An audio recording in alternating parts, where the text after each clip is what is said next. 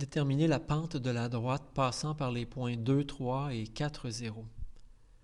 Choisissons d'appeler le point 2, 3 le point x1, y1 et le point 4, 0 le point x2, y2. Nous avons alors un point 1 et un point 2. La pente d'une droite est donnée par l'expression y2 moins y1 sur x2 moins x1. Ici, on aura y2 qui est 0, moins y1 qui est 3, sur x2 qui est 4, moins x1 qui est 2. Ce qui donne moins 3 sur 2. Regardons dans le plan cartésien la signification de cette pente. La pente est un déplacement vertical sur un déplacement horizontal. Ici, nous avons un déplacement vertical de 3 unités. Si on part du point 1, qui est le point 2, 3, et qu'on veut se rendre vers le point 4, 0, on effectue d'abord un déplacement vertical de 3 unités vers le bas, qu'on note moins 3,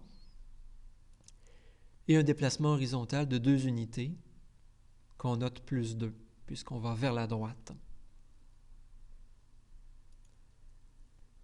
Si on avait décidé d'intervertir les deux points et d'appeler le point x1, y1 le point 4, 0 et le point x2, y2 le point 2, 3, on aurait appliqué la formule de la pente encore, ce qui aurait donné y2 qui est 3 moins y1 qui est 0 sur x2 qui est 2 moins x1 qui est 4 pour obtenir 3 sur moins 2. Dans le plan cartésien, on observe que la pente est le déplacement du point 4, 0 qui est notre point 1 jusqu'au point 2, 3 qui est le point 2. Le 3 signifie un déplacement vertical vers le haut de 3 unités et le moins 2 signifie un déplacement horizontal de 2 unités vers la gauche à cause du signe moins. 3 sur moins 2 est équivalent à moins 3 sur 2. Comme tout à l'heure, on observe que la pente est le déplacement du point 2, 3 vers le point 4, 0 cette fois-ci. Moins 3 signifie déplacement vertical de 3 unités vers le bas et le 2 signifie un déplacement horizontal de 2 unités vers la droite.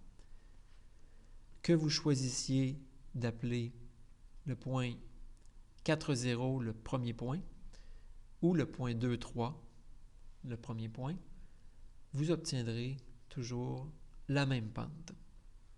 C'est ce qu'on observe ici dans le plan cartésien.